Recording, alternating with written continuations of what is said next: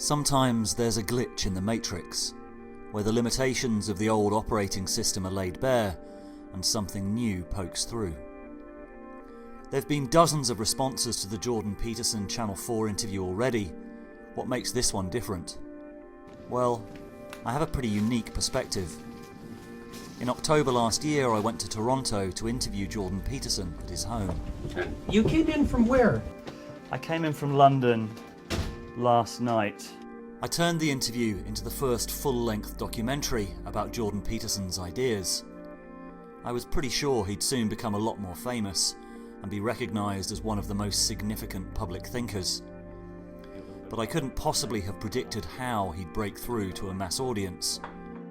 A few weeks later, Peterson did an interview with journalist Cathy Newman on Channel 4 News in the UK, a programme I worked on as reporter and producer for 10 years. It was a sensation. Millions watched it online. Tens of thousands commented. An overwhelming majority felt Peterson had been unfairly represented. And in the weeks since, it hasn't stopped. Peterson has been asked about it constantly on the most high-profile online shows.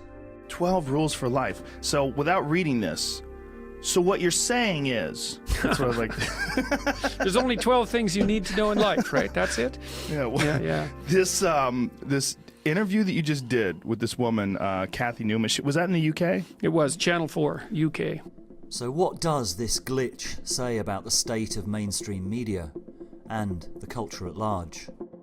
That's my diagnosis of what's actually happening, is that people are moving further and further away from what thinking actually is, and more into merely running a script. And what does Jordan Peterson actually think that's so controversial?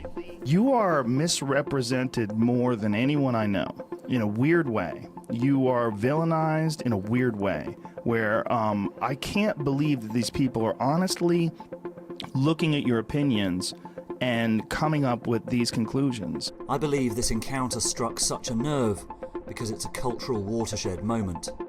Seen properly, as Peterson would say, it's archetypal in that it contains layers and layers of meaning that go right to the heart of the biggest rifts we're seeing playing out in the culture.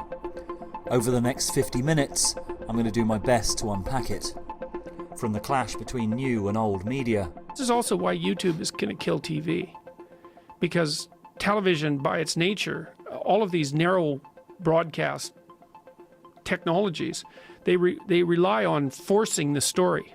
All the way down to the mythological and archetypal level. I thought of ideologies as fragmentary mythologies. That's where they get their archetypal and psychological power. But in the postmodern world, and this seems to be something that's increasingly seeping out into the culture at large, you have nothing but the tyrannical father, nothing but the destructive force of masculine consciousness, and nothing but the benevolent great mother. And it's an appalling ideology, and it seems to me that it's sucking the vitality, which is exactly what you would expect symbolically. It's sucking the vitality out of our culture. And to ask, how do we move forward constructively rather than just adding to the polarisation? I've been a journalist for 16 years, in the newsrooms of the BBC and Channel 4, and then making documentaries. I moved away from the front line of news some time ago and started learning psychology, which is what first drew me to Jordan Peterson. From a distance, I've started to see the blind spots of the establishment media much more clearly. I spent some of the best years of my working life at Channel 4 News and have a huge amount of respect and gratitude to the programme. But I'm making this film because I feel so strongly that if we can't have open conversations about the kind of topics Peterson is raising, we're in serious trouble. My book went up to number 2 on Amazon.com in the US the next day, right? It's number 1 in Canada, it's number 3 in the UK, all on Amazon. I couldn't have asked for more publicity, right? And so I could also be sitting back and saying, well, you know, she tried to, a person who regarded herself as my ideological opponent tried to go after my philosophy and my reputation on national TV, failed brutally, and has been taken apart for it. It's like, this is a good day, but I don't regard it as a good day. I don't think it's a good day.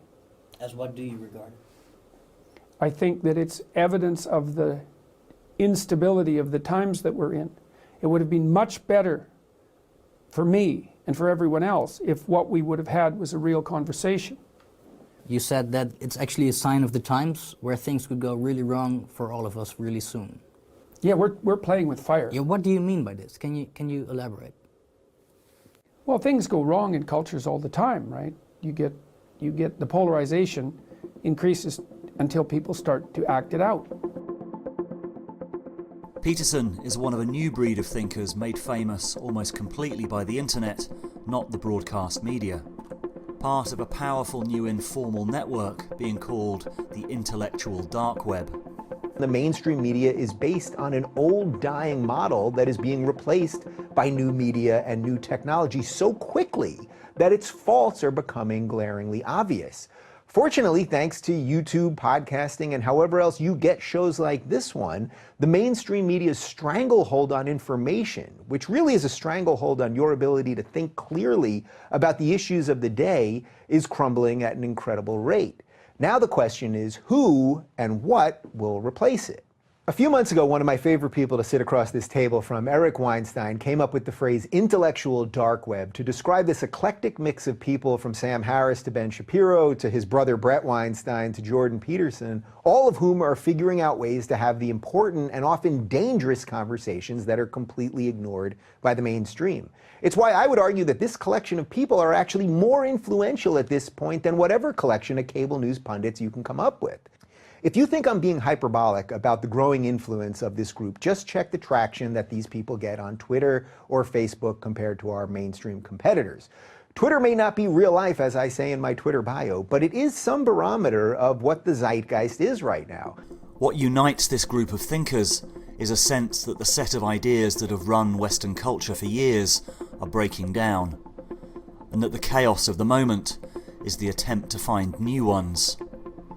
It's nearly all happening online. Part of the problem that we have right now in our culture is trying to diagnose the level at which the discussion should be taking place. And I think the reason that this is a tumultuous time is because it actually is a time for discussion of first principles. And it's that, and yes, first principles are virtually at the level of theology, right? Because first principles are the things that you assume and then move forward. It's like, well, what should we assume? Well, the dignity of the human soul. Let's start with that. You can't treat yourself properly without assuming that. You can't have a relationship with another person. You can't stabilize your family. You can't have a functional society. So what does it mean for this human soul to have dignity? Well, part of the idea is that you're participating in creation itself, and you do that with your actions and your language. And you get to decide whether you're tilting the world a bit more towards heaven or a bit more towards hell. And that's actually what you're doing. So that's a place where the literal and the metaphorical truth come together. And people are they're terrified of that idea, as they should be, because it's a massive responsibility. They also argue that the central problem is polarization, boosted by social media. Peterson's work looks at how people are hardwired to see the world differently. A lot of what determines your political orientation is biological temperament, far more than people realize. So, for example, left-leaning people, liberals, let's say, although that's kind of a misnomer, but we'll keep with the terminology. Liberals are high in a trait called openness, which is one of the big 5 personality traits, and it's associated with interest in abstraction and interest in aesthetics. It's the best predictor of liberal political leaning. And they're low in trait conscientiousness, which is dutifulness and orderliness in particular. Whereas the conservatives are the opposite. They're high in conscientiousness, they're dutiful and orderly, and they're low in openness. And that makes them really good managers and administrators, and often businessmen, but not very good entrepreneurs. Because the entrepreneurs are almost all drawn from the liberal types. And so these are really fundamentally biologically predicated differences. And you might think about them as different sets of opportunities and limitations, and certainly different ways of screening the world. And each of those different temperamental types needs the other type. Let's call this a diversity issue. If you start understanding that the person that you're talking to who doesn't share your political views isn't stupid, that's the first thing. Necessarily, they might be, but so might you be. Stupidity isn't the... Differences in intelligence are not the prime determinant of differences in political belief. All right, so you might be talking to someone who's more conscientious and less creative than you if you happen to be a liberal. But that doesn't mean that that person's perspective is not valid, and it doesn't mean that they wouldn't outperform you in some domains, because they would. So one thing to remember is people actually do see the world differently. It's not merely that they're possessed of ill-informed opinions. The whole point of a democracy is to continue the dialogue between people of different temperamental types, so that we don't move so far to the right that everything becomes encapsulated in stone and doesn't move, or so far to the left that everything dissolves in a kind of mealy-mouthed chaos. And the only way that you can navigate between those two shoals is through discussion, which is why free speech is such an important value. It's the thing that keeps the temperamental types from being at each other's throats. La revolución necesita de tu ayuda. Deposita, suscríbete, comparte los videos, apórtanos en el Patreon para que podamos seguir luchando por la libertad.